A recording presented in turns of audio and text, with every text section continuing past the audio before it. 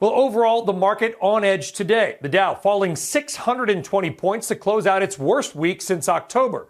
The question is this: how much is what's going on with GameStop and Reddit and Robinhood going to impact the overall market, if at all? Let's bring in Jim Bianco of Bianco Research. And Jim, you're known as a bond guy, but you're a market guy. And this is now turning into a market story, because what a lot of people will say is that we can't just blame Robinhood. We can't just blame Reddit.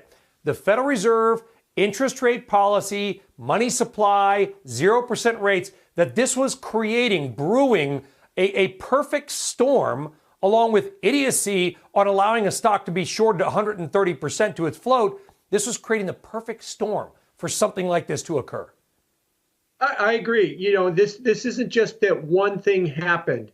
The easy policy by the Federal Reserve, the bailouts from the spring, helped to set a environment where people thought risk-taking the risk was reduced. I could take more risk, and that's what we've seen happen. We've seen more and more risk coming along the line. If you want to throw in the positive with the story, zero commissions, fractional shares, the information on the internet has made it easier for retail investors to invest. Throw in a couple of wins. Remember when Buffett sold his airlines and the airlines went up right after that? Or that they all ran into Tesla and they ran it up to $700 and it made it into the S&P 500. So now all of a sudden they've got the wind at their back. Then you come into a situation where the sizing of the short positions in some of these stocks, especially GameStop, this was just all wrong. It was way too big. They left themselves vulnerable to a big player coming in and squeezing them. And that big player is the collective of a lot of retail investors that started last week.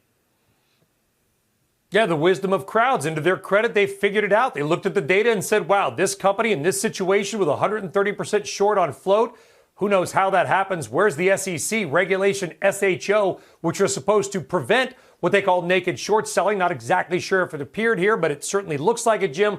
Do you think this morphs into anything bigger? Here's the question. Again, I don't want to speculate, of course. We have to go on what we know. And what we know is that Robinhood has now limited order flow on names that are not involved in this. Starbucks, AMD, General Motors. You have any idea why they may do that? I think Joe Saluzzi probably had the best explanation right before me, that it's probably something with the firm. But let's write this bigger. We've seen this movie before. The market is, I don't want to be careful with my words here, the market is worried about a contagion. We don't have one now. But this story is not over. If this continues if we see these short stocks continue to rally and the losses build, will people start missing margin calls? Will then the brokers be responsible for those margin calls? Will we then get a contagion somewhere down the line? Nobody knows. And that's what's the fear here. Look, there's the old joke, the window washer that falls off the 10th floor scaffolding as he passes the 3rd floor. So far, so good. But we don't know what the pavement is. Is it a big bale of cotton in a truck like Tom Cruise in The Firm? Or is it just cement down there at the bottom? So this story is still unfolding as we go forward. Well, it goes to market confidence as well. I mean, here you got some traders. Maybe they're new. Maybe they've been around a long time. Just because they're online doesn't mean they're new. The internet's been around for a while. Some of them were making a lot of money. They were outperforming the, quote, smart money. In some cases, maybe taking the smart money down. But the market is bigger than that, right? The market is also pension funds and just mom and pop. And we've been burned by a couple recessions in the last decade in wild market swings, Jim. If we have some kind of liquidity issues or there's bigger problems where people can't take their money out, not saying there is, and I hope there won't be, it's already a shaky market confidence coming into this, is it not?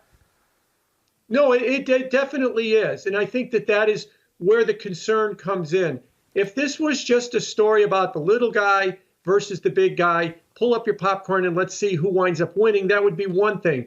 But this story could have a consequence beyond just the initial players, whether or not they win or they lose, if it metastasizes into something much bigger. And we'd have to wait and see. And the problem also might be, given the populace that's around this as well, too. I heard a great line that somebody said that the regulators have to act like they're not helping the masters of the universe, but they might have to help the masters of the universe. That's a little different than 2008, when they just basically came in and said, we have to bail them out because it was the risk of the financial system. But now they can't just say that outright. They have to walk that fine line. Let's hope it doesn't come to that. But that's what the fear is, that if it does, the pushback about trying to, calm the financial system will be far, far greater than we've ever seen before. Yeah, and to Joe's point, to calm it down, Joe did say we have seen this kind of stuff before. There was a lot of people on one or two stocks that maybe was not expected. Let them take the weekend, get the house in order, and see what happens on Monday morning, certainly. But we appreciate your views. Jim Bianco, Bianco Research. Jim, thank you very much.